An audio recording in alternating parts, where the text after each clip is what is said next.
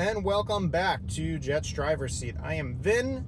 Today is September 4th, 2025, and the NFL season begins today. Thank God we have made it. With that said, I'd like to jump into my predictions for Sunday, at least for the Jets. Obviously, taking on the Steelers, taking on Aaron Rodgers, Justin Fields' revenge game, Aaron Rodgers' revenge game. Let's jump in. So, overall, I think the Jets are going to win this game. They should win this game, in my opinion. I think they're a good enough team to do that. I don't think the Steelers are particularly good. I don't think they're bad either, but I also just have... We watched it last year. We watched what Aaron Rodgers was last year. Maybe he's a little bit more comfortable coming off that Achilles on the second year. But he looked old, especially towards the end of that year. He was banged up. He looked old. Can't move. Maybe he couldn't move because of whatever injuries he was dealing with, and that's probably a big part of it. But even the videos released from Steelers training camp, he doesn't look... I mean, he's not prime Aaron Rodgers anymore. That's obvious. But I think this is a game that the Jets win. I think Aaron Glenn wants to put his stamp on this team, start off his regime right with a win. So let's get into it. I think what we're going to see, let's start the first drive.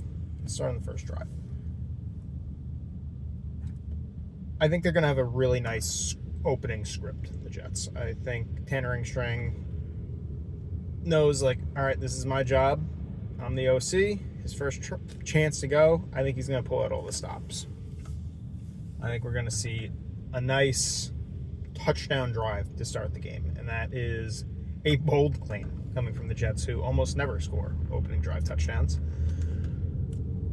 I think it's going to be like the first inkling of, okay, things are a little bit different here now. I think you're going to see a lot of run for most of the game, but that opening drive, I think you're going to see a lot of those short passes, kind of like the opening drive in the Packers preseason game, where it's kind of short over the middles, a lot of tight end usage, quick outs, quick slants, and I think they're going to run the ball with Justin Fields immediately, kind of thing. I think there's going to be a couple of read options. Maybe the first one, I'm going to do this. First play of the Jets 2025 season is going to be a Justin Fields read option where he gets stuffed for about 1.5 yards, 2 yards. It'll be 2nd and 8. Next play will be let's go quick slant to Garrett Wilson for about 6 yards, 3rd and 2. And then Brees is going to get the ball 4 yards, first down. And that is a Jets first down. I will be there. I can't wait to scream that. And then from there, I think it starts to open up a little bit. I think on 1st and 10, they hit... I'm gonna say they hit Mason Taylor on an out route towards the sideline for 12 yards. Be nice to see the rookie get involved early. I mean, I think everyone has really high expectations for Mason Taylor, and I don't know if that's the right thing to do for, first of all, rookie tight ends, barring Brock Bowers and Sam Laporta the year before. Generally, they don't have huge years. There's a pretty big learning curve for tight end in the NFL. It's going to take a little time. He's also exceptionally young, too. I think he will play a lot of the games. Not play a lot of the snaps. Probably is going to be the starter. What are you doing? Sorry, guys. This is what happens when you drive and post at the same time. That was fantastic. Anyway, Mason Taylor is going to have, I think, a nice year. But let's temper it a little bit. People are saying, like, he's going to be second in the team in receptions because they got no wide receiver, too, and all that. let's bring it down a little bit. I think they're going to use a pretty hefty dose of Stone Smart, and I think Rucker's even going to get his chances this year. And then the tight end they just picked up from the Colts, his name is escaping me right. Jelani Woods, I think is his name. I think he's going to get a couple more, bit more playing time than people maybe anticipate too. But I don't think they want to put it all on this kid. But I think they get him involved early with his first career reception on the first drive. And you might not hear much of him for the rest of the game, to be honest. I think they're going to rotate that position a little bit. But I think they want to get him mentally going. So 1st and 10 now. I think it'll be a shotgun handoff to Brees. I think you're going to get... I think he gets 6 yards in that one. I think it'd be like, okay, we got something rolling now a little bit. Then, I think they run the ball again. Maybe 3 yards, 3rd and 1. And then I think they're going to break out the tush push with Justin Fields on 3rd and 1 and get him that first down. Some other point in the drive, I think you're going to see a Justin Fields scramble, which, breaking news, Justin Fields is going to scramble a lot this year, guys. I think he's going to pick up like 15 on the ground on one of the plays in the opening drive. And I think they cap it off with a Jeremy Ruckert touchdown. That's my call. Maybe I'm biased. I just want to see the Long Island kid score a touchdown. But, I don't know. I already put my bet in for it. Jeremy Ruckert, first TD score of the game. That's what I'm expecting to see. I think that's how the game starts. And then on defense, I honestly think they shut down Pittsburgh 3-and-out first drive. And I think they start up 7-0. I think the vibes are really, really high. And then I think things slow down pretty dramatically. I think they're going to run the ball a lot this game. I think this is going to be a very low scoring 16-10, 19-16 kind of game. I think the under hits. It's under 38.5 right now. I think that under hits all day long. I think both teams probably score 1 touchdown in the entire game, and the rest are just field goals. Buy your Nick Folk stock now, because I think he's going to be very busy this year. That's the way I kind of see this playing out. I think they're going to have... I think Brees is going to approach 80 or 90 yards on the ground. I think you'll see a couple screen passes to him. I'd buy that over... I think he's over 18.5 or over 19.5 receiving yards for Brees in this game. That's the line on that. I would hit that all day long. I think he's going to... I think he might have like 50 receiving yards. I think that might be... I think he's going to have one big bulk play where they get him on a screen and maybe he takes it 30 yards and puts them in field goal position. I think that's going to be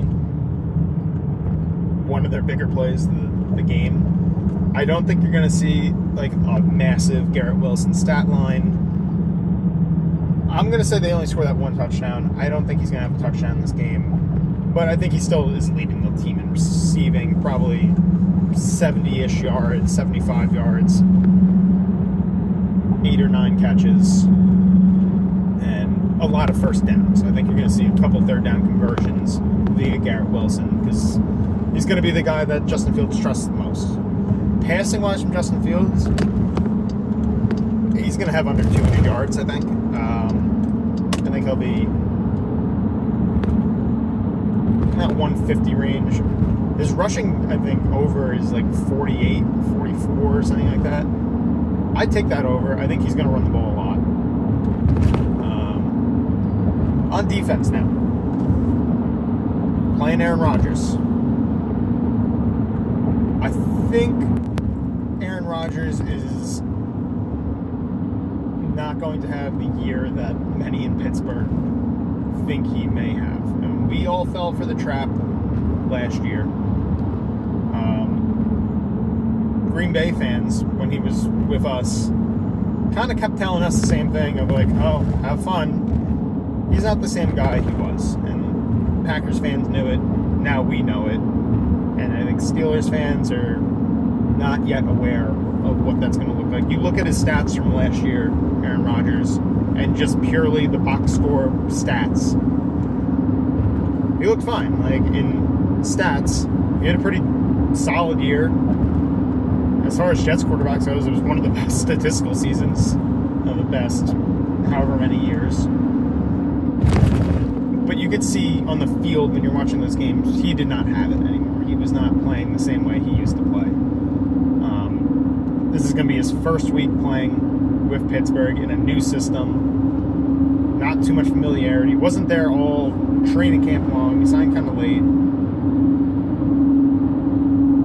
I think it's going to take a little while for him to get any type of thing going, and we'll see how he reacts. I also think the Jets' defense this year in general is going to be better than people are giving them credit for now. I mean, last year they were crushed with injuries. The D-line was really soft. But the year before that, they were a very good defense. Like, there's really no big drop-off reason of why they should have been so bad last year, besides the injuries and besides just mentality. I think Aaron Glenn is going to get that fire going a little bit with there's enough talent there to be a good defense. And with the addition, I think Harrison Phillips trade for him was massive. I think that's a huge, huge move for them. Because, I mean, Quentin Williams is great, but you need to keep him clean. And that's what Harrison Phillips told he's going to do. I'm going to keep you clean. He's going to take on double teams and take on blockers that should clear up some space for Quentin to do his thing more effectively. Last year, Quentin Williams was basically having to do everything on that defensive line. And it's just not viable. No offense to Quentin. He's an amazing player, but you can't do it all like that. Harrison Phillips is a really big, especially in the run game, big addition. Defensive backs, I'm not worried with Sauce. Brandon Stevens has had a pretty good training camp, despite maybe what some of the concerns were when they signed him this offseason to that big deal.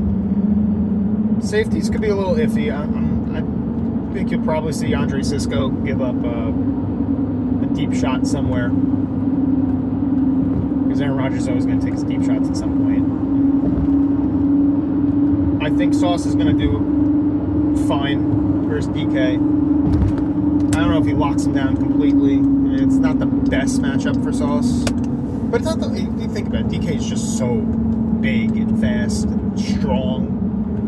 Sauce is big and fast, but he ain't strong. So that physicality I'm a little concerned about, but I believe he did pretty well against him the other times he's played against him.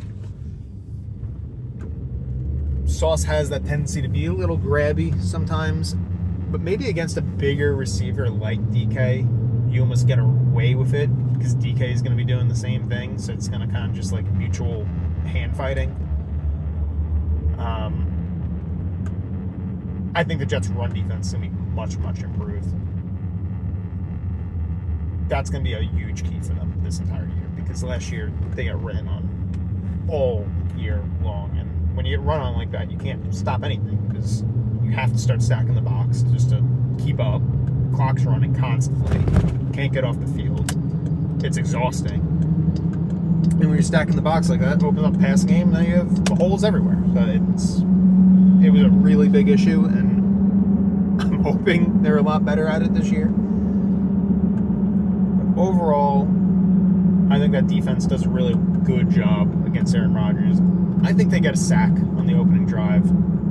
I think Will McDonald's going to get sack number 1 on the year. Aaron Rodgers takes him down.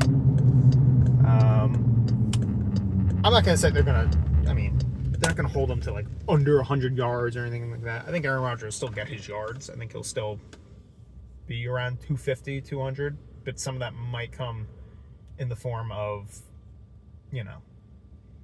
little dinks and dunks where they find little holes and a lot of yak yardage. I don't think it's going to be, a sterling performance from Aaron Rodgers. But with all that said, I'm saying my final score prediction, let's see. Let's go with, I don't want to say 16-13. It's too common. I want something a little different. Let's go 10-3 at halftime, Jets. And they end up winning it.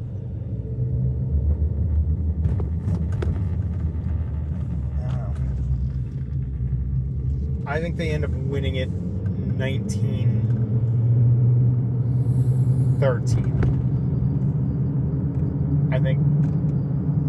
I think they get close and they're just not able to punch it in. And I think that's going to be a pretty big talking point all week next week, is where that offense didn't look too bad. You know, they got close. They were able to drive a little bit. They can't finish right now. And maybe that can't finish is going to bite them eventually in the season. And I think that's going to be kind of a running thing where, okay, is Justin Fields able to be that guy where he can actually get you in the end zone? You might have an all-time season by Nick Folk this year. But I think that's what you're going to see. As they kind of get closer and start driving, I think you're going to see defenses start tightening up on them, taking away the run game, and then forcing Justin Fields to try and pass on them, where it's maybe not going to work out to our advantage. But I think they end up winning this game 19-13. That's my final prediction. Let me know what you guys think. I'll see you tomorrow.